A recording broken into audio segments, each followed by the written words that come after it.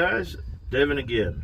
So I was under here doing this transmission in this truck, and I realized I haven't done a video on drive shafts. So identifying issues you may have with your drive shaft. So I'm going to do that right now.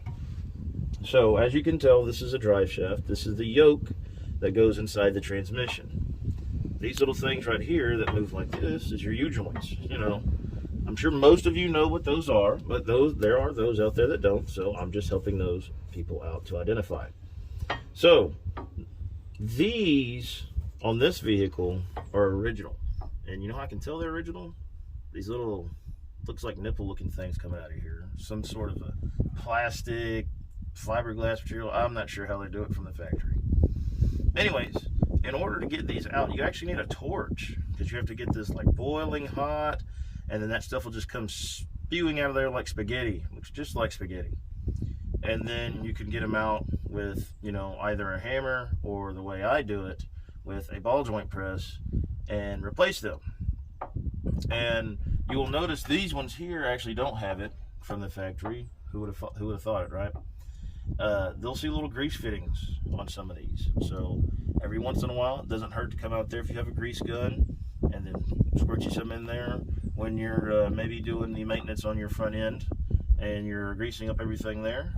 Slide underneath there and do that. Now, a telltale sign you can tell if your ball joint's bad is if you're going down the road and you're going at a slow speed, you just start taking off and you roll the window down, turn the music down, and you can hear like a little screeching noise.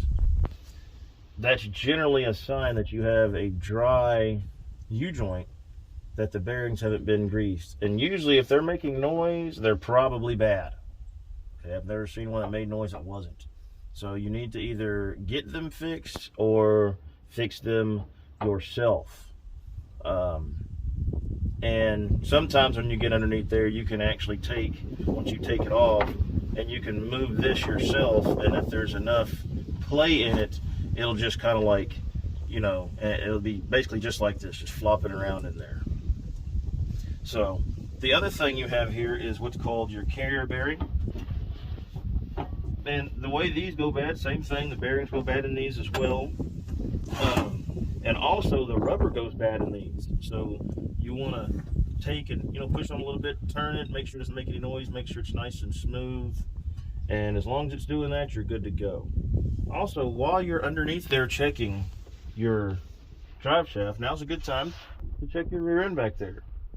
The very front is where the drive shaft goes, is the yoke right there. That is your pinion bearing and your pinion seal in the front. It's very common, especially on these older trucks, for that to leak. That is something that is more that you'd want to get done at a shop than do it yourself, just because there's a few things entailed with it. Now, if you notice a leak towards the back of the rear end, where that big cover with all the bolts that go on it, you know, that's your cover gasket. You could get your little oil pan, take all 10 of the bolts off, and it's just like a little paper gasket. And then you can look up online search, and see what gear oil that your vehicle takes. You can pick it up at your local supermarket or your local auto parts. And then on the side of it there, on this side of it, you'll see there's a little square pin in there where you can put like a 3/8 drive ratchet. Okay, you unscrew that, and then you want to take those quarts of gear oil, and you want to squirt it in there until it starts overflowing. Now, of course, this is after you've scraped off the old gasket, put the new gasket on, tightened everything down. You'll just keep squirting that in there until it starts overflowing. Once it starts overflowing out, you're full. Screw it back in, going down the road, wipe off or spray off the rear end real good, and make sure that that has fixed your leak. That's a good time for that. If you want and you're interested, I could make a video on that.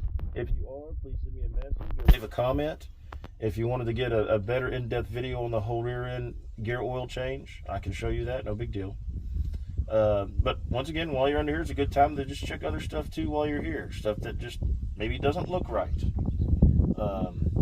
But I just wanted to make sure you knew that. Also, y'all heard about, it's gone around the whole nation, about the catalytic converters being stolen because the prices of the precious metals in them has gone up. So a way you can tell if your catalytic converter is good or bad, or if there's anything in it.